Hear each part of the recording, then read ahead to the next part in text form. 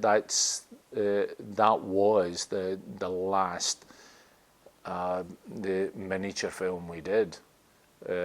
We've worked on a lot of TV shows since then with miniatures because we're cheap.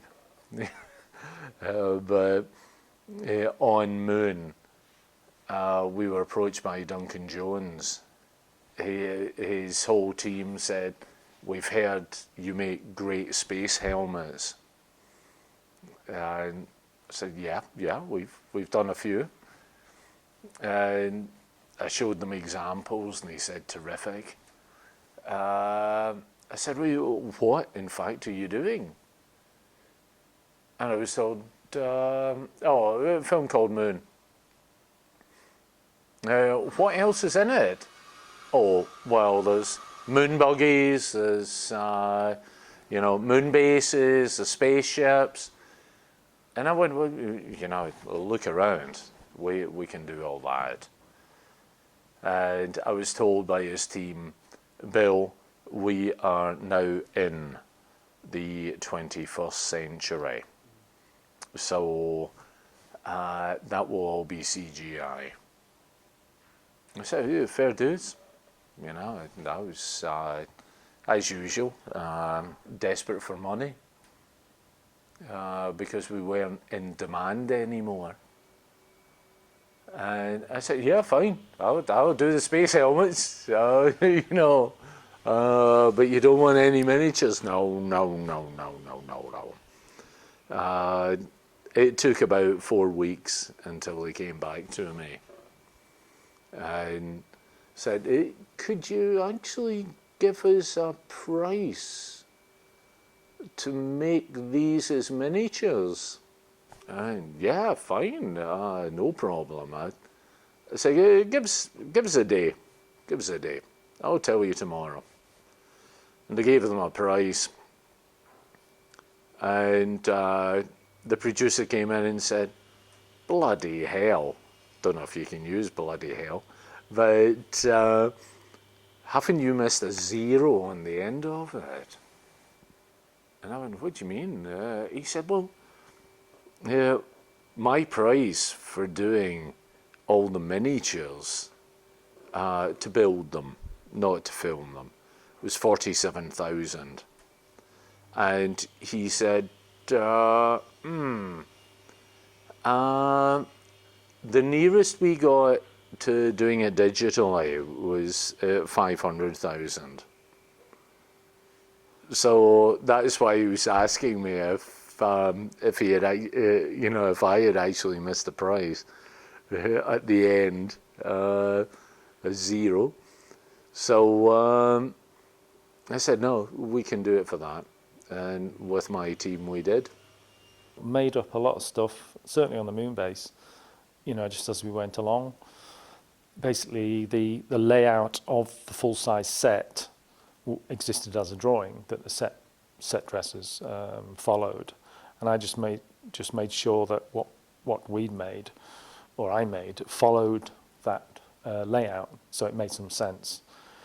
Gavin had done a drawing, but we didn't have time to follow that. There was no time at all. And Bill had some crates, on his shelf, and some other big bits of plastic, and you can see the backs of toy cranes on the roof, yellow toy cranes. You can see printer cartridges, all of which Bill provided. I just got to sort of decide where they went. And then I think one day some guy comes in and he said, "Do you think you could use these for your model?" And went outside to the skip and opened the skip, and it was all these toilet paper dispensers, because they'd just changed them at Shepperton Toilets and thrown the old ones away, put some new ones in, and they had an angle on them and some ribs on them, and I thought, maybe. So took them back into the workshop, cut all these triangular ends off, and that's what you see around the bay of the where the vehicles are parked. And those, you can even still see the hole where you put the key to open it. So that's all toilet dispensers, things like that. It's always good. Well, nobody's going to know Yeah, until now, but you just wouldn't know to look at them. But it was mostly lots of flat angular stuff, which was easy to make. The trickiest bit was the harvester was on rubber tracks, which Bill had made, and the actual tracks themselves wouldn't take the weight of the harvester. They just wouldn't do it. I don't think they were designed to. So 4 wheels had to be built in that would take the weight. But of course, they had to allow a certain amount of weight on the tracks or else they wouldn't move at all. So I had the wheels on adjusters so that I could adjust how high or how low the harvester was in relation to the tracks on the ground and get the weight just right. And it was about a 5th attempt before there was just enough weight on the track to make it actually turn around. In fact, there's a couple of shots, or one shot in the film where you can see the track where it should be moving. It seems to go still for a second and then carries on. So odd occasions, it just didn't, any heavier and it just wouldn't go. I was right on a line, fine line between, not functioning and functioning. That was a tricky one. All the dust and everything certainly covers a multitude of sins. That was enjoyable. It's always enjoyable doing the paint and doing the weathering, because that's where you fool the people that it's real. And if you're doing that, that's the magic, as they say. To con people that it's real. And the fact they were a reasonable size. The harvester was a good size, 12th scale. Rovers were small. I mean, most of the rovers were only this big. And there was a larger rover made. I don't know how many shots that was in, but the wheels moved around a lot on the bigger one. They seemed to behave better on the smaller ones. So they sort of used the smaller ones quite a lot. I had a little cylinder on one of the rovers, and I think you can just about see the travel on it, but we really didn't have much time to do much else. To have a huge cantilevered system where the wheels did this, and we just didn't have the cash. It was all very, very basic stuff. And Gertie, the robot that flies around the station. For Moon, there was $5 million to make the whole film. So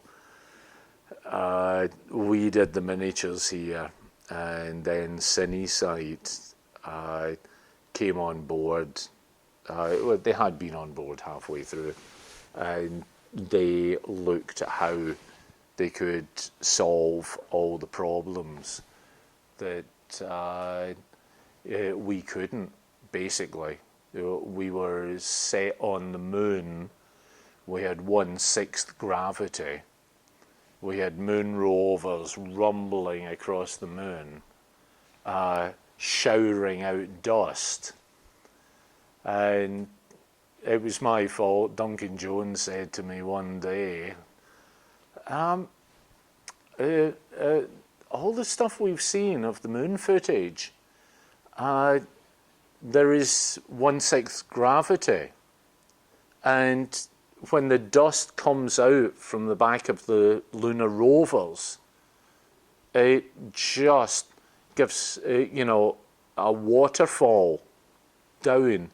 It doesn't hang in the air. And he said, your stuff lingers around. And I thought, oh, God. This was the day before shooting. And we had been so pleased that we could actually achieve this effect of dust being kicked up. So I had a chat with the boys, and we said, right, okay, let's use killer sprays. Just the regular plant killer sprays, water coming out of these things. Blast, blast, blast. So that there was no dust rising. There's nothing like the old techniques.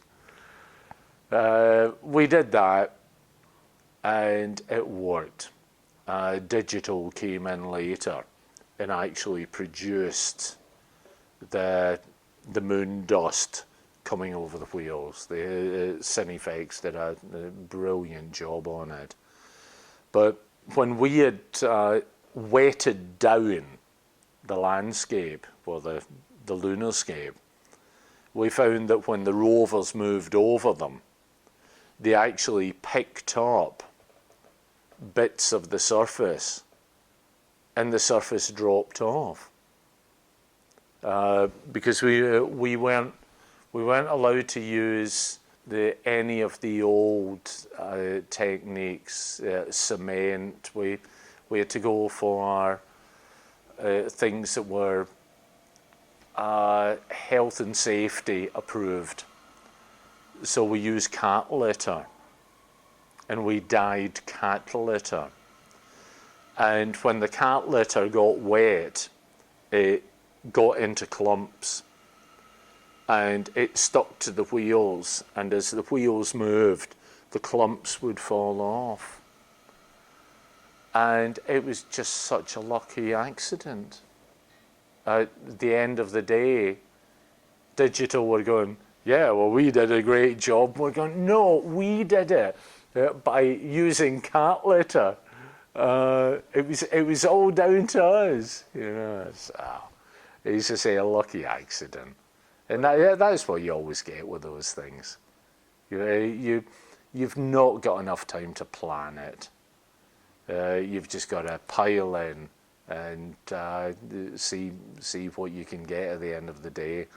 And I think with Moon, that is, along with Alien, Moon is the one that I'm most proud of, because we came on board to do 2 space helmets, and then it was, we need a robot, and yeah, we do need miniatures as well now. So I think everybody got a good deal for $5 million.